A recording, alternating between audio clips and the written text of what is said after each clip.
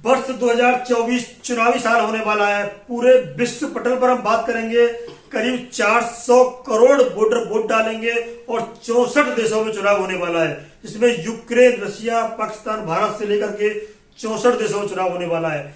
मैं Raju Singh Solanki the pillar के लिए आज हम बात करेंगे वो 400 करोड़ लोग जो आबादी है या वोटर हैं, उनमें से भारत की क्या रहने वाला है। भारत की बात करेंगे, भारत में करीब करीब बताओ 100 करोड़ लोग पहली बार वोट डालेंगे 2024 में, और 2024 में एक और नया कुछ होने वाला है, वो है 2 करोड़ लोग, 2 करोड़ वोटर पहली बार वोट डालेंगे, फर्स्ट टाइम।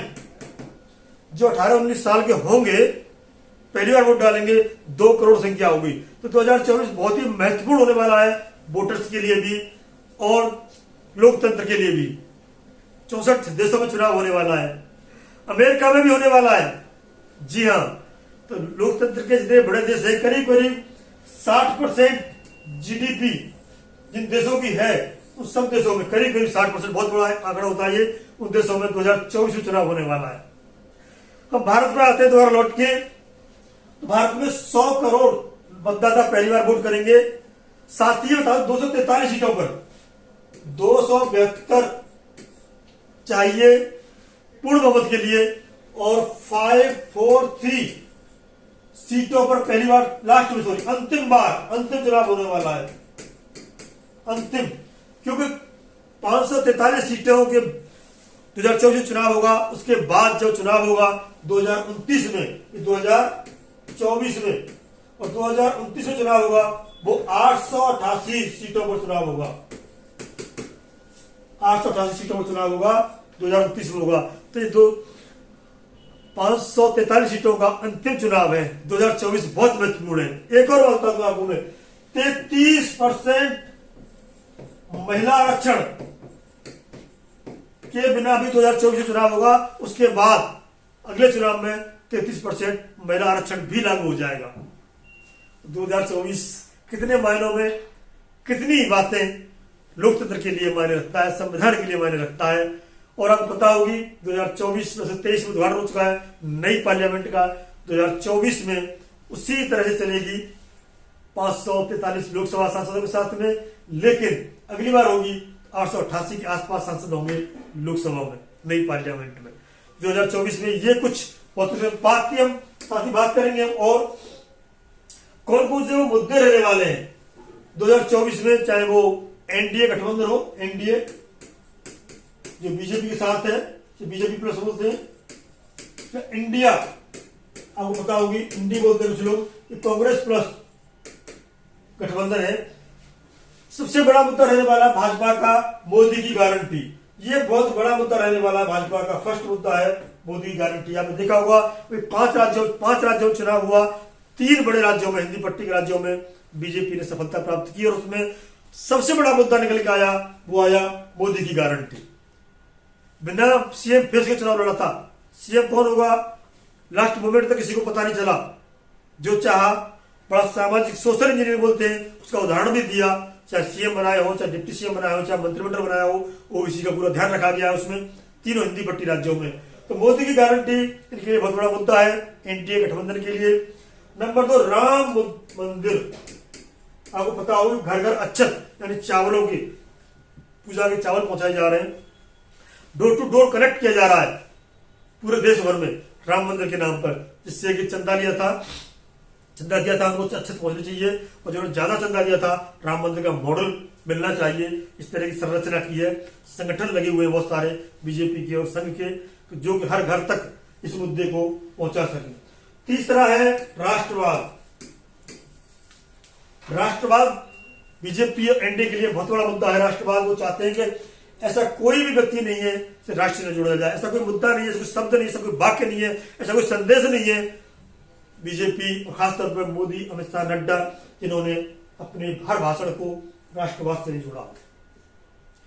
तो 3 मुद्दे अहम रहने वाले हैं बीजेपी के, जो 2024 में क्या करेंगे, कितनी सफलता दिलाएंगे। तो बीजेपी का फिर बता दूं आपको मैं, बीजेपी की उम्मीद है 50% प्लस वोट चाहिए, वोट ये बीजेपी का अपना टारगेट है। 2024 में 50% से ज्यादा वोट चाहिए उनको लोकतंत्र में, और वो कहते हैं 400 से ज्यादा सीट भी चाहिए, ऐसा मानना है बीजेपी का, ऐसा सोचना है बीजेपी का, यानी NDA plus BJP plus NDA गठबंधन का। बात करते हैं इंडिया यानी कांग्रेस गठबंधन की, कांग्रेस प्लस की, जिसमें बहुत सारे विपक्ष के नेता हैं। वैसे तो इसमें भी 38 है, इसमें 28 ही है, किंतु उसमें किसी के साथ लोकसभा में कोई सीट नहीं है, इनके साथ में कई ऐसे हैं लोकसभा में सीट भी है। सामाजिक न्याय, आपको पता होगी अभी राहुल गांधी ने भारत जोड़ो यात्रा निकाली थी, इसमें उन्होंने कहा था मोहब्बत की दुकान खोलेंगे, तो हिंदी पट्टी में तो नहीं चली, किंतु हिमाचल को छोड़ दें तो कर्नाटक में और तेलंगाना में इनकी मोहब्बत की दुकान खुली है, इसमें दोहराया नहीं है। तो सामाजिक न्याय, अभी जो दूसरी यात्रा करने वाले हैं जो नॉर्थ ईस्ट से चलेगी, गुजरात होते हुए, यूपी गुजरात होते हुए, फिर 14 स्टेटों में से निकलती हुई 300 से ज्यादा लोकसभा क्षेत्रों कवर करती हुई, और मुंबई यानी महाराष्ट्र में जाके समापन होगा, सामाजिक न्याय यात्रा करेंगे वो। नंबर 2 महंगाई मुद्दा है, इसमें दोहराया नहीं है। करीब 40-42% लोग महंगाई को मुद्दा मानते हैं, वोट देने जाते हैं तो मोदी की गारंटी सामने आ जाती है और वो मुद्दा छूमंतर हो जाता है।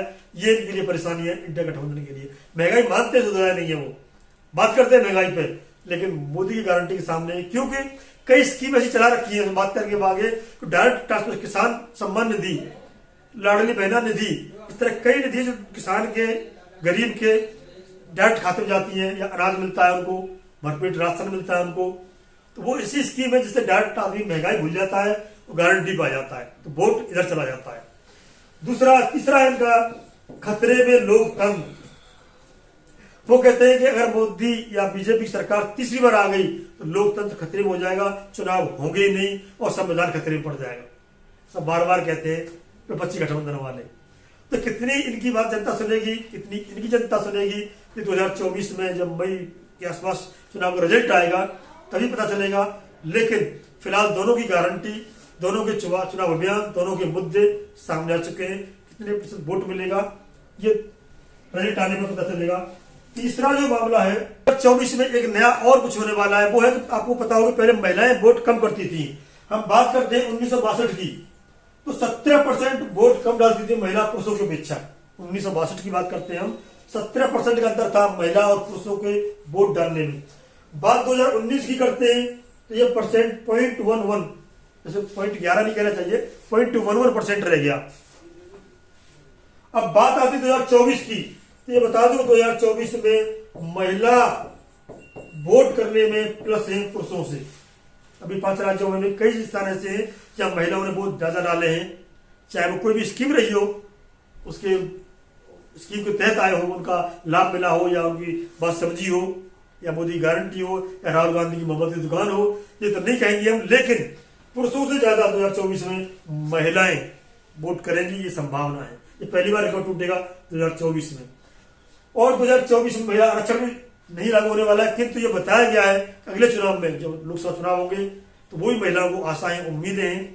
इस तरह की बहुत सारी स्कीमें महिलाओं को ध्यान में रख के बनाई जा रही है, बहुत सारे मुद्दे महिलाओं को ध्यान में रख के गढ़े जा रहे हैं। और जो 2 करोड़ नए मतदाता बताए थे मैंने आपको, 2 करोड़ नए मतदाता पहली बार वोट करेंगे, युवा वोटर, उनको रख करके, और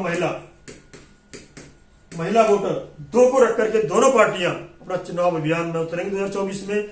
लेकिन परिणाम किसके पक्ष में आएगा ये तो तभी देखेंगे। तो ये हमारी तुलनात्मक एक अध्ययन था, तुलनात्मक एक बहस थी कि 2024 में क्या क्या होने वाला है। चाहे वो 64 देशों में 400 करोड़ वोटर वोट डालने वाले हों, या 60% जीडीपी वाले देशों में चुनाव होने वाला हो, चाहे भारत में पहली बार 100 करोड़ मतदाता वोट डालेंगे, तो 2 करोड़ युवा भी होने वाले हैं, और महिलाओं की वोटरों की संख्या ज्यादा पड़ने वाली 2024 में।